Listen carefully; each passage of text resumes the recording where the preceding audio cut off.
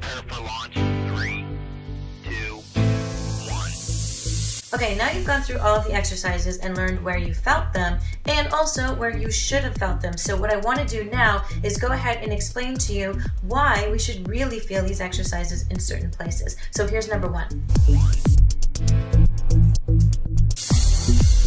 The first one is the breath. Now, we want you to be feeling the breath in your belly. So on the inhale, belly comes right out. On the exhale, it comes in, okay? The last third of that breath, you want the lower ribs to come out and expand outwards, okay? The reason for this is if you are breathing from your neck and shoulders, it looks stressful and it is stressful. It taps into your fight or flight system. So if you're breathing like this, and we breathe 20 to 25,000 times a day when we're stress breathing, just imagine how much you are reinforcing the stress response in your body. And the really important reason that we do not want to have a stress response all the time is because when your body is stressed out, it burns sugar and not fat. You have effectively turned off your fat burning mechanisms in your body. So switching up your breath is the number one thing.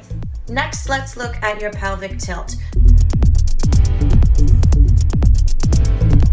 Now, we want to be generally in a neutral position with the ability to move fluidly forward and backward. Now, if you are stuck either too tucked or too lifted, first of all, this can contribute to a lot of different pain. But if you're not walking around with nice alignment and in great posture, this is also a signal to your body to be stressed out. Something isn't working properly, right?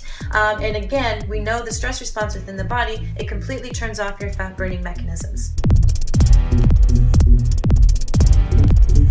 Okay, next is the squat. And the squat is all about the glutes, baby, right? We want to do squats so that we can develop those nice round glutes. Now, here's the thing. If you didn't feel it in your glutes, then your glutes are likely not activating and not turning on. So you can do 100 or 1,000 squats, and it's not really going to affect your glutes because you're not tapping in to those muscles, okay? Many people will tell me that they feel it either through their quads or really in their hips or in the knees. And here's the thing, your glutes are the primary accelerator, decelerator, and stabilizer of the lower body. And if these are not firing properly, then something has to take over. It is generally the quads and then the knees, and that's why we develop some knee problems. That's not going to make you want to work out, right? One of the big reasons when it comes to fat loss that you want your glutes to be firing is because these muscles all through here are very big. They burn a lot of calories, and when you grow them,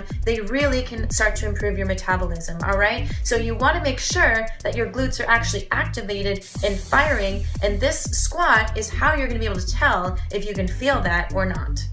Okay, next let's go into that lunge. So again, with the lunge, we want glute activation. And the reason that I do this one is because it tells me where you are loading when you're doing a lot of your daily activities. If you're walking upstairs, if you're getting into your car, if you bend down to pick up one of your children, all of these things involve some type of lunge. Now, if you're not feeling it in through the glutes, again, something else has to work to stabilize you through these movements. Sometimes it's the knees, sometimes it's the low back. And let me ask you, do you want to be doing exercises or daily movements supported solely from your knees, or would you like that to be happening from your glutes? And when it is happening from your glutes, that means you are hip loading. You are much more stable and able to do either daily life or your exercises and your workouts more effectively and efficiently because you're using these big muscles and stabilizing through the hips.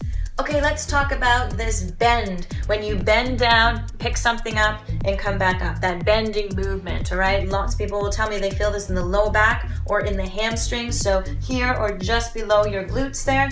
Now, again, I want to ask you, when you are picking something up, a child or groceries or anything that we do in our daily lives, do you want your low back supporting you, or would you prefer that to be through your glutes and ultimately through your core? These are the ways that we start to develop either low back pain or increase the back pain that we have, or just not want to work out anymore because it doesn't feel good. It feels off.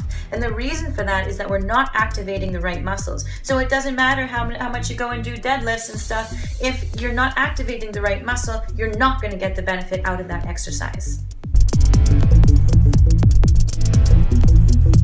Okay, let's talk about this twist. So the twist is while you're standing, you go and look at the spot directly behind you and keep turning and noticing where you are feeling this. Now you should feel this in your obliques, so just down the sides of your stomach, but most people will tell me they either feel it through the neck or maybe through the upper back, and often in the hips because the hips are so tight.